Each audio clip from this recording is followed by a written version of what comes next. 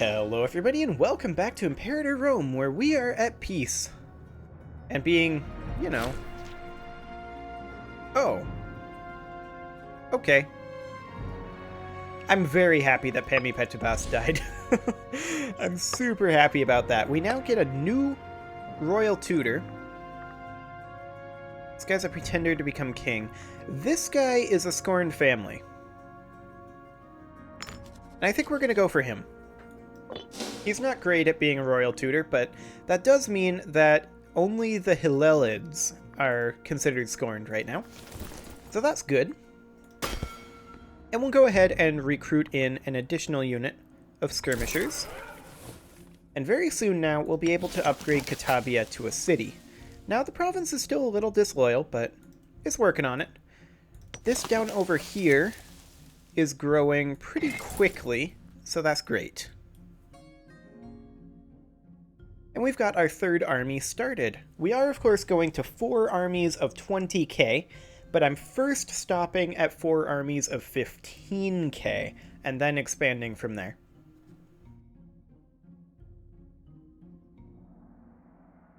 And we'll see how exactly our finances hold up. That's going to be interesting. Of course, at a certain point, we're going to switch out of the manpower blessing and into the taxation blessing, but we'll have to see when exactly that'll be.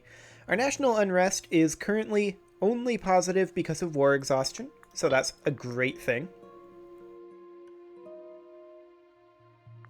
And we do potentially have the ability to colonize over this way, except that these are all Microbian culture right now. We are working on converting them, and let's just take a quick look here how the assimilation is going. Slowly is how the assimilation is going. Okay. A lot of it has to do with religion and unrest, which will go away over time. So that's just fine. Let's go ahead and get another unit of skirmishers over here. And the Katabian army is growing nicely.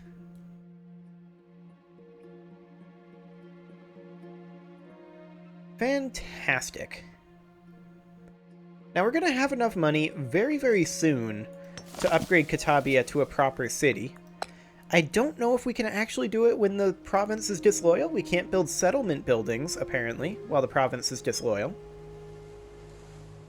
Building, recruiting, or pop interaction can no longer occur, but we can apparently change the territory status. So that's fine. That is very expensive indeed. Upgrading a city to a metropolis will not destroy any of its buildings. That's good to know. We're going to work on upgrading all of these to cities eventually. That's probably where a large amount of our money is going to go, into inventions and upgrading various settlements to cities. Probably around our capital first, and then just slowly pushing our way out. Like every time we get 200 gold. It does bear noting that for 2 years, we do not get the output of that settlement while it's upgrading to a city. So that's a thing. An interesting thing. But we've got enough at this point that I think it'll be okay. How close is Axum to actually allowing us to influence actions? That's what we want. To granting us feudatory status. 112 reasons. That's getting better. Opinion, current strength, diplomatic reputation. Fair enough. Let's improve relations with them. Okay. So with that in progress, we're not going to get to the point where they're willing to become a feudatory yet. I think once we take over some of these territories, that'll change, but we're going to need to have at least 3 armies ready to fight up here, for sure. And I would love to have some iron. Please, can I have this province? I suppose we could fight Boris. Who are they allied with? Kush. That's actually potentially super handy. They have 14 cohorts. and Kush has 52 cohorts. That's a lot of cohorts. And with access to heavy infantry, that's going to be interesting. Hypothetically, I'm not going to declare this right now, but Axum would join.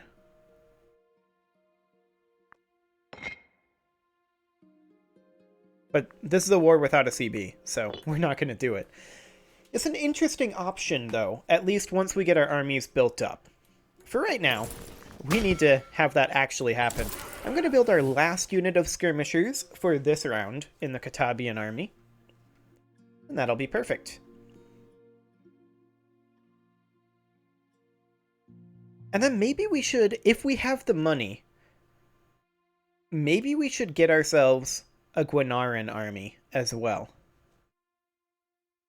Because, like, this is going to be the Axumite army, but a Gwenaran army over here could also respond very quickly to this, and then the Puntian army would be shifted inward, so we'd have 60 cohorts fighting up over here. Puntian army can respond to this, the Mosleyite army, or rather the Moselite army, can respond up here. Yeah. Ultimately, that's probably going to be the case. If they haven't declared on us yet, they're unlikely to, because we keep building up stronger and stronger. So that's something to consider. We're going to need to go after Saba eventually. Oh, 2 popularity and 62 gold. That's nice. We can go ahead and upgrade Katabia right now, then. There we go. So that'll be 2 years before that's good to go. But for right now, I'm mostly interested in just having provincial capitals. Also, this is the capital of Mosleon?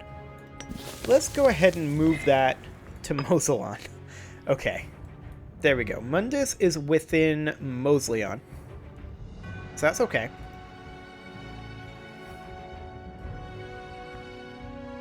Yeah, that seems fine. Obia is a settlement, correct? Correct. Okay. Just double checking. So Saba, do we have a war goal on them? Technically we don't. Just show superiority. It's kind of surprising considering that we held Saba, but maybe we didn't actually core it or hold it long enough to really get a claim. We could fabricate a claim on them, but it does bear noting we would fight Ma'in and Kataba, which we'd be looking at 18 cohorts, 21 cohorts, and 18 cohorts. So 57 cohorts in general, or in total, that we'd end up fighting up here. That's a lot of cohorts. That's more than we have. We currently have 35 cohorts. That said, we can get ourselves 2 more as soon as the month tick happens. Actually, we're 3 men short. Rip in pepperonis. Okay, well, we're going to get a unit of archers here. Oh, this guy died. The governor of Arabia Felix, actually. That's interesting. He was our court philosopher. Well, we need a good court philosopher. Like, I don't want this guy to be our court philosopher, because that helps out our loyalty and our legitimacy, which is a big deal. This guy, our marshal, is supporting the wrong heir. Stop it. Stop it right now. Get out of here. Stockpile disappears. It has come to our attention that a substantial amount of the state food stockpiles of the province of Punt have seemingly disappeared overnight. The whereabouts of the supplies are still debated. Some claim a group of assertive Athenian merchants swindled an incompetent clerk, others that a vengeful god spirited them away in anger. In any case, the reserves are severely diminished.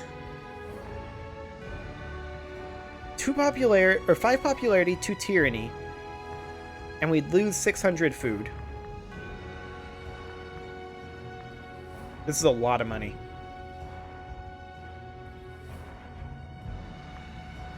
I'm going to say heads will roll. I want the popularity, but I don't want to go that far into debt. The food will come back over time, and we're not planning on having sieges or anything, so I think it'll be ultimately okay. Let's go ahead and get another unit of archers in over here. Excellent. And the question now becomes, do we grab one of these available inventions? Since we do have a city currently being made. Maybe we should. Hold triumph cost? Sure. Actually, how do you hold a triumph? I haven't done that yet. Where exactly is that? I would assume that that's for popularity, right? That's a sacrifice to the gods. That's invoking a devotio. I would think it would be under the military tab, potentially, but it doesn't seem to be. Is it? Ah, it's here. So we would lose 4 stability, 101 gold, and we would gain loyalty and popularity, and has a chance to gain a cognomen, whatever that is. Okay. Well, that'd be a good way to gain loyalty. We would need money for it, which we don't currently have, but we'll have money eventually. Also, we have a really old king with cancer. I'm not too concerned about his popularity. He's 70 years old, and he's got cancer, so probably not too long for this world, is my theory. Next month, we're going to be able to recruit another member of this army, which is going to be fantastic. It's going to be another archer unit. Our ultimate composition for right now is going to be 5 archers, 5 heavy cavalry, 10 light infantry. I really don't like light infantry. I would much prefer that they be heavy infantry, but whatever. Let's go ahead and get another unit of archers in here. We can't make heavy infantry right now because we do not have access to this province, which produces iron. We have no source of iron other than this, and this needs to be our medium-term goal, is getting up here. We need to get through Axum for that, though, and realistically, I would love to offer them feudatory status. They have 114 reasons to not accept it, so there's that. How's the loyalty of Aponia doing? Oh, they're super loyal. Okay. Fantastic. Always like to see that. Then the next question becomes, when do we actually fight these guys, and how much do we take? Well, I certainly want this province to be much more loyal, although it will be by the time we're ready to do that. Yeah.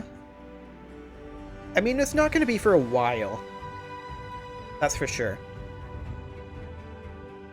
We definitely need to rebuild our army. The preeminent Harsiotef Senuid, apparently. This guy here, general of the Katabian army. We could invite him to a banquet and become friends with him. He'd gain 10 loyalty, and the Senuid family would gain 25 prestige. Yeah, I don't want to lose the popularity. Of course, this guy's super old. We'll do it. Next month, we'll immediately go out of debt, so it'll be fine. Okay, all of these are drilling, correct? Correct. Just wanted to double check that. Wait, what? Really?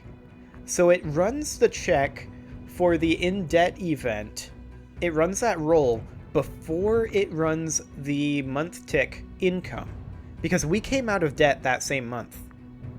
Okay, well, we're gonna have 25% less research points for 2 years, but I guess we get some money out of the deal. It's not a great deal, but I did not think that it was going to do it in that order, if I'm honest. I didn't think we were going to get an event, but I guess we did, so there we go. Friend of a researcher and friend of a marshal have super low loyalty, but we don't care. Still have the one scorned family, but if they produced anybody who was good at anything, then we'd not have that. It's kind of their own fault. Okay, let's get another unit of archers into the Katabian army. then the question is, do we go after Boris? Like, this is a very long ways away, right? Axum has gotten itself 9 chariots. Now, I'm a bit unfamiliar with chariot bonuses. They're good against archers, light cavalry, and light infantry. They're very good against light infantry. They're awful against horse archers, heavy infantry, heavy cavalry, camel cavalry, and war elephants. So our heavy cavalry are still going to be very, very powerful against them. Should we maybe go for a more cavalry-heavy army? Like, perhaps, 4-8-7? Or 5-8-7?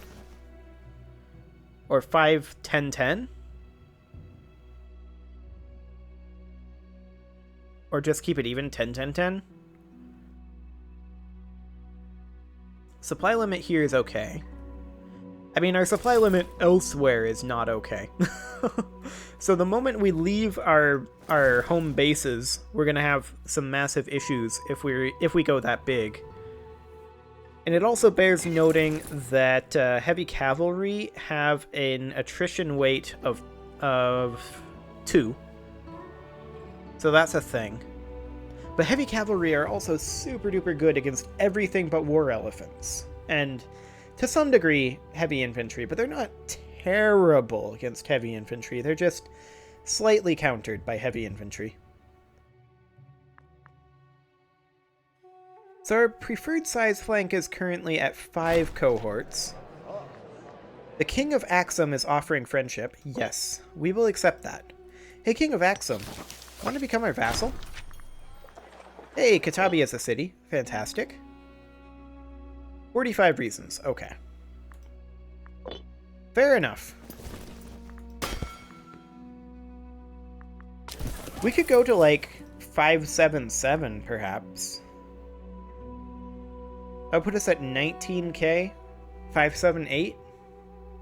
Like, the light infantry are just fodder, basically. But, oh, nice. Our physician died in flagrante delicto. Wonderful. We need a new physician. And this guy is not awful and is a member of the Scorn family. So we'll go with that. However, it is time to put a cut in here, so I'm going to go ahead and do that. And you can leave your offerings to the engagement gods in the form of likes, comments, subscribes, and bell ringings. And next episode, we're going to continue building up our forces. See you all then.